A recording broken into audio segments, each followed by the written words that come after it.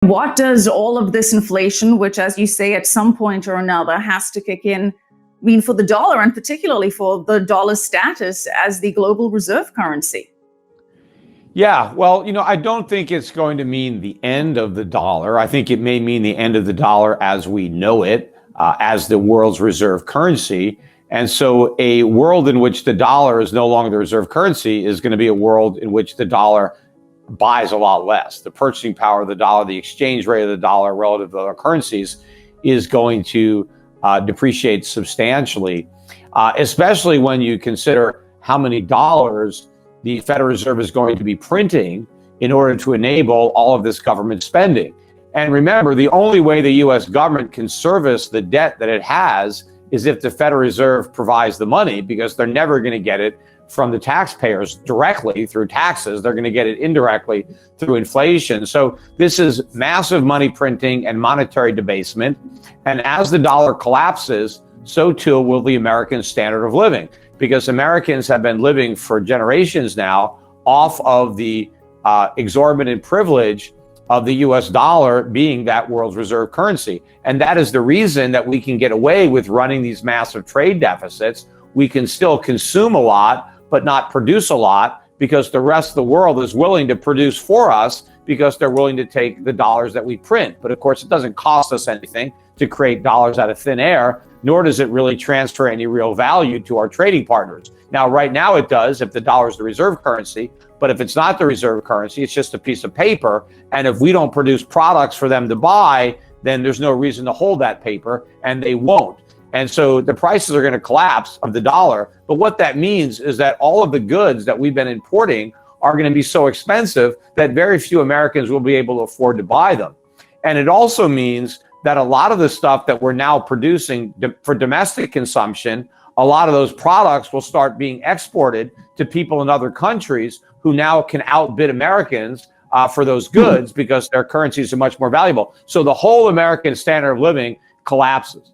All right, that's a very grim picture indeed. But look, to your point, mankind has debased hundreds of currencies through the centuries. I mean, the British pound, the Spanish peseta, even the Portuguese escudo were at one time or another in history as mighty as the dollar is today. So certainly very much within the realms of possibility. But what happens when and if the global economy loses faith in the dollar?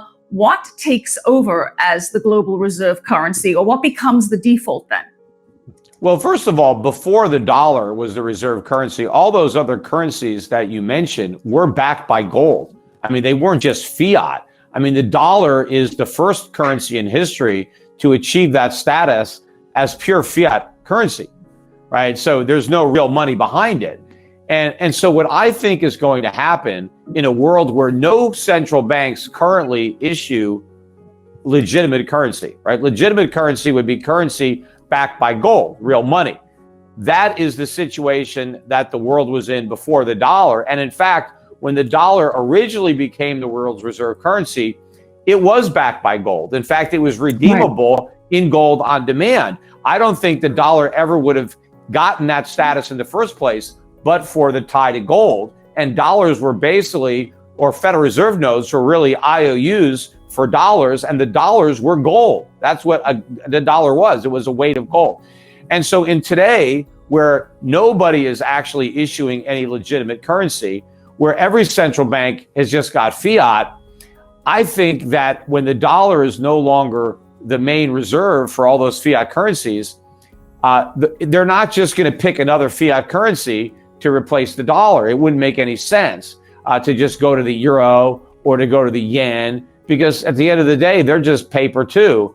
I think the dollar's demise is going to introduce the remonetization of gold. Not that it was ever demonetized by central banks, because central banks all hold gold to some degree.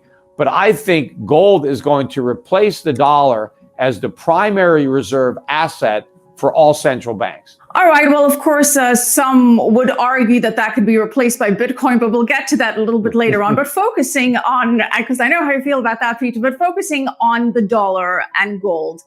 I mean, look, if we do go back to some kind of gold standard, the US is arguably still the best position. The US still has the highest gold reserves lays claim to nearly as much gold as the next three countries underneath it combined. Granted, we do have China as the largest producer of gold, but it's currently ranked 6th in terms of gold reserves. So if there is this scenario, soaring inflation, de-dollarization, loss of faith in the greenback, which currency is in the best position to benefit from that? Well, I definitely don't think it's the U.S. dollar, because the U.S. dollar enjoys the benefit of the dollar even with being all the those reserve gold currency. reserves backing it, even as Yes, being top because of the list of gold reserves? Yes, because first of all, maybe they don't even have as much gold as is claimed. I don't know when the last time there was an independent audit of Fort Knox. So the government can claim they have a certain amount of gold, whether or not you want to believe them. But let's assume that they're being honest. How long will they be able to hold on to that gold? Because we're going to now have to start paying for our imports with gold, right? We have a huge trade deficit, and our trading partners, if we don't have real goods, we're going to have to ship some gold out to pay for our imports. So it's not like the gold supply is going to last very long in the world that we have now. And also the U.S. government, if they're going to run deficits, where are they going to, they're going to have to start spending gold. I mean, right now, all they have to do is print money. So if the government wants something, they just need to print money and they can get it. But in the new world where gold is the reserve, if they want something, they need the gold to pay for it, right? They either have to tax the citizens and get, their gold, which is, backing their currency, or they're going to have to, start dipping into their reserves. So the U.S. gold reserve can be depleted very quickly if we need that gold to pay for things. See, right now, we don't need anything to pay for anything. America is the biggest beneficiary of this dollar standard, because let's say you take a small country, let's say you take New Zealand, right? If New Zealand wants to import, it has to export. It can't just print. The New Zealand dollar isn't the reserve currency, so it has to earn dollars in order to buy things that are dollar denominated. We don't have to earn anything, we just print them. But if we have to start earning, just like everybody else, the other countries, it's not going to make a difference to New Zealand whether they have to earn dollars or earn gold. They still have to earn that reserve. It only makes a difference to the United States, because now we go from printing something to earning something, and it's a lot harder to earn than to print.